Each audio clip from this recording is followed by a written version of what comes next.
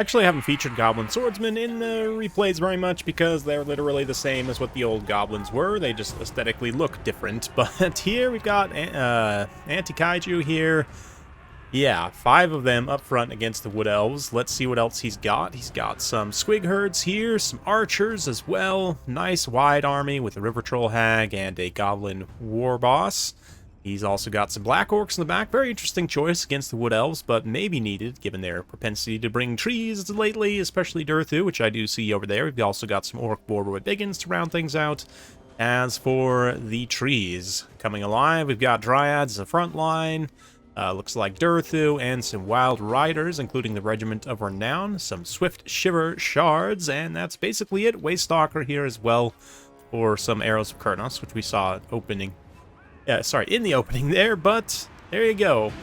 Yeah, the Goblins are very cost-effective here, always have been. Can trade decently into things like Eternal Guards. Dryads are a little bit tough for them because Dryads have great DPS, they cause fear.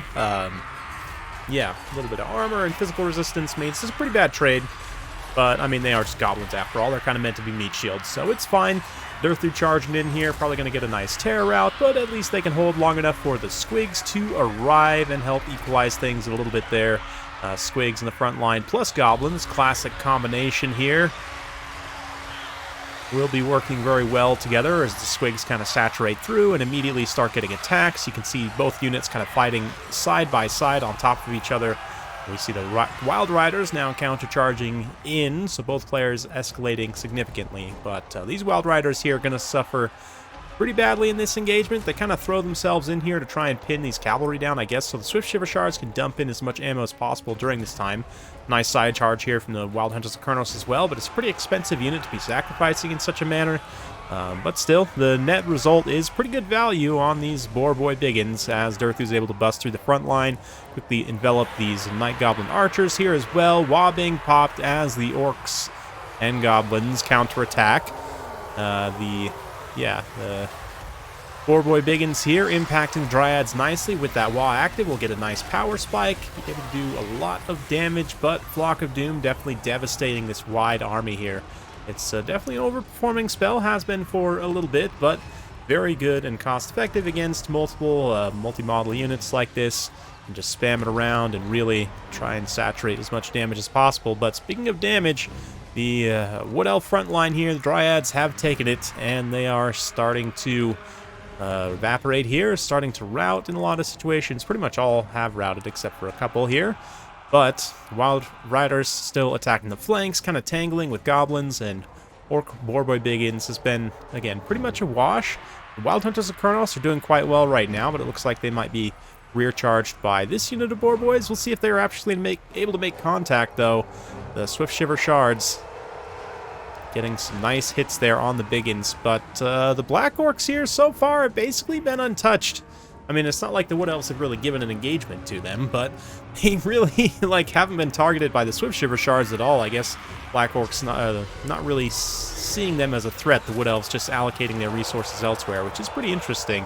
But they are going to follow up here with the Goblin War Boss, and since he's on foot, as long as he stays with them, they'll have some pretty good protection against Durthu, actually. And he's going to pop his Fermented Fungi to prevent Durthu from getting away. Drops his melee defense significantly, down to 24, so those Black Orcs are getting much more consistent contact. Also increases their weapon strength at the same time. A nice timing push there of buffs and debuffs in combination to help those Black Orcs perform more cost-effectively, since generally they do tend to struggle. Their DPS is actually not amazing, given their pretty low base melee attack, and actually kind of just terrible stats, to be honest. But, yeah. We'll see. Hopefully, if Creative Assembly is going to continue adding weapon variants, they'll add proper Black Orcs with actual weapon switching. Weapon switching is a mechanic, I think, of some units in, like, Pharaoh and elsewhere, is it not? Or Troy? I actually don't remember. I don't think there's any units in Pharaoh, actually, that can switch weapons actively. But anyway, Black Orcs, literally in tabletop, could switch weapons in between rounds of combat, which means in a battle, you should be able to, as long as you're not in melee, hit a button and have them switch from, great weapons to a hand weapon and shield, and dual hand weapons to provide different roles in the same unit. But, again, we'll have to remain It remains to be seen whether Creative Assembly will implement that in one of these little mid-patches, or if that's something we're more likely to see perhaps with the DLC upcoming. But would be very nice for Black Orcs to be fully realized in such a manner. Right now, though, the Wood Elves are trying their best to stay alive. They're going to kite back a little bit with these Swift Shiver Shards, so let's continue fast-forwarding as the... Yeah, Swift Shiver Shard's going to return fire on those Night Goblin Archers. Get some good damage there. Durthu feeling pretty confident with he can just beat the Black Orcs with Flock of Doom and everything else. Of course, Black Orcs immune to Psychology, pretty good leadership. They're not just going to instantly tear out here. Another Fermented Fungi plus Spite of the Bad Mood combination here. And yeah, the Waystalker also going to charge in here to try and help, as does the Goblin War Boss. So it's pretty critical engagement right now. And you see some Swift Shiver Shards flying in. Not a lot of ammunition and models left to do a massive amount of DPS. Will it be enough to actually rout the Black Orcs, or will the Black Orcs be able to finish off and rout Durthu? It is getting quite close here, folks, as Goblins now pressure away the Swift Shiver Shards in the background there. We've got more Goblin units kind of in tactical reserve. Came back from rout, looking to get back in the fight, but Durthu routs.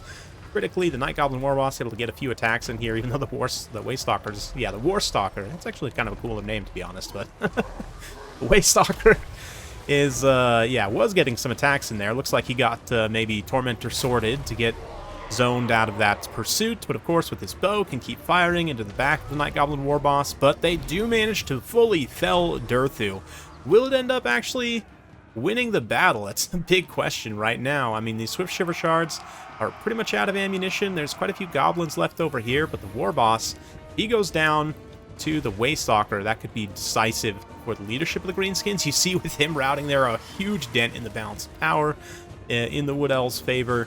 So let's keep fast forwarding and see if Anti-Kaiju's able to pull out the win, even though he was able to kill Durthu with a sneaky combination there. Looking like the Wood Elves, yeah. The Waystalker with leadership and the Swift Shiver Shard's able to hold on for the win there. So big thanks to Kaiju for actually sending in a loss. It's a fun one. Black's also a great player as well and a good guy, so nice to see two friends of the channel duking it out, NC Clan members having some fun for our pleasure. Absolute blast. Yeah, the Goblins, reasonably cost effective. I mean, they're what Goblins always have been, even if they're a little bit different looking than before.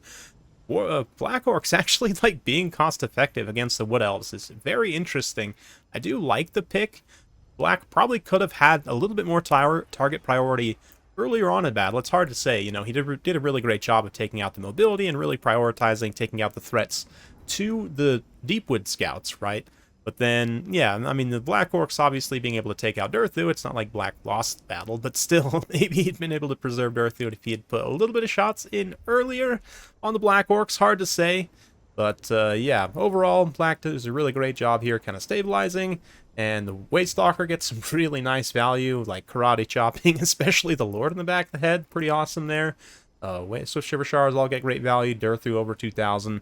Yeah, on the Greenskin side, boards are a little bit of a mixed bag. Not great, to be honest. Same for the Swigs, but yeah, fun one overall. Big thanks for Kaiju for sending that one in. Hopefully you enjoyed. If you like this sort of content, be sure to like, subscribe, hit that bell notification button. Every time I upload a new video, you'll be notified. Thanks again. We'll see you next time.